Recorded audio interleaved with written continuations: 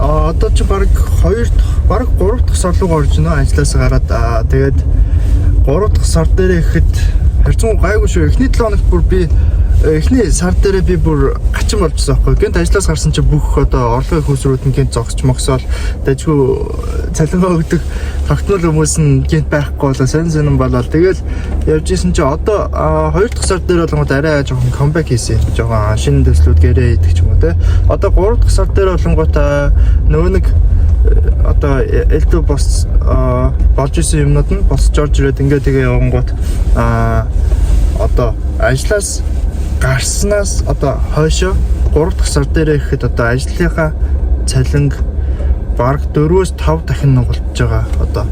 Тэгэхээр надад бол амар ингэж өөрчлөлт тэгээд өөртөө итгэх байдлаа тэгээд өөр юу гэдэг одоо амьдралаас хүсэх юм ч юм уу те. Одоо ингээд хэрэглээгээ хангаж байгаа нэмээд одоо мөнгөтэй болж байгаа. Тэгэнгүүт яг тэр мөнгөөрөө юу хийх үү, юу босгох үү, ямар бизнес хийх үү, мөнгөө яаж гоё эргэлдүүлэх үү, тим рүү хийвэл хэдэн төгрөгийн орлого олдсон бол гэж цаашнаа бодоод эхэлж байна.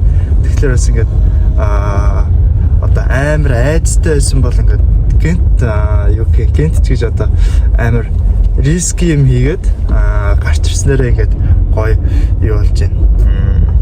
Шанга гоё хүрч гэх юм уу? Ашга тэгээд энэ ч бас юу штэ. Би ч бас гайгүй байхгүй одоо тийм эрсдэлтэй юм ихэд жишээлбэл надаа эхнэр хүүхэд байхгүй байрны зээл байхгүй. Тэгэл энэ хүн бол ингээл зохицуулахад бол надад бол нэг амар том асуудал биш байхгүй. Тэгээд ажлаас гарахад одоо хамгийн гол хүчин зүйлүүд юу байсан бэ гэвэл юу юм бэлээ? Одоо ажлаас гарчаад ингэж тажгүй босч ирэх нь болонгууд одоо танилтал өөрийн репутейшн одоо бүрдүүлсэн байх. Тэгэхгүй бол яг ингээд хүн баталсан юм байхгүй мөртлөө ингээд одоо хүнээс шууд уулзаад гэрээ ингээд хийгэнгүүт хүмүүс ч юу нь юу штэ за чи юу хийж чаддээ одоо те чамаа стат мэдхгүй байна гэд тэгэн штэ. Тэгэнгүүт ч аль хэдийн юм ингээд хийгээд үзүүлсэн байхад бол шууд уулзаал за ямар юм байгаа за над чи би тийм хугацаанд тийм өнөр хийх юм байна гоо шууд хүмүүс тэр өдөртөө шууд тэгээ гэрээгээ зураагүй байж одоо урьдчилгаагаа хийх ч юм уу тийм амар гоё итгэлцэл тийм гоё хүндлэл амар хүртэж байгаа амар баяртай байгаа.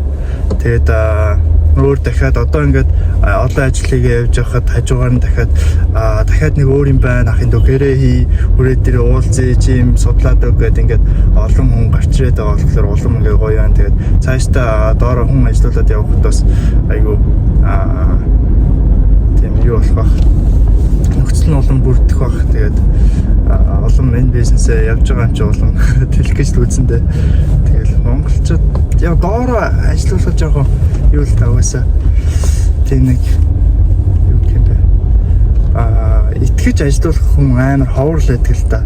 Одоо би одоо жишээлбэл өөрөө яг юу гэх тогтмол цалингийн өгч чадах уу эсвэл тэр хүн яг тогтмол гоё үр дүнгээ гаргаж чадах уу те тэр мэрч бас айгу хэцүү болохоор тэрийг одоо бодчихлаа дараагийн алхам руугаа бодоод яваад байна да.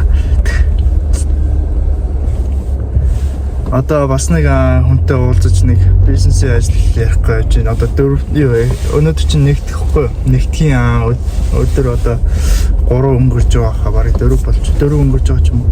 Тэгж явахдаа ингээл гоё завтай хүн айтантай бизнес ярина. Өмнө чи юу ингэж бодох вэ те?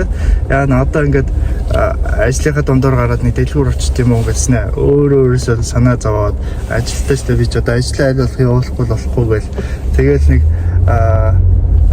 7 хоног сар болгоо яг хийдэг юм хийгээл нөгөө таскийнхаа нэр нь өөрчлөлтөөр баг явж байгаа юм шиг санагддаг ус чи одоо олонгууд яг дандаа юм exciting new project-ууд руу ороод явна гэхлээр бүр ингээд улам гоё. Тэгээд зарим нь олонгуудтай ингээд хөв мөв төхрий ингээд хийгээд улам ингээд одоо уртуудаандаа 10-20 жилдээ надад ашигтай болох юм зүйл бас орж иж байгаа.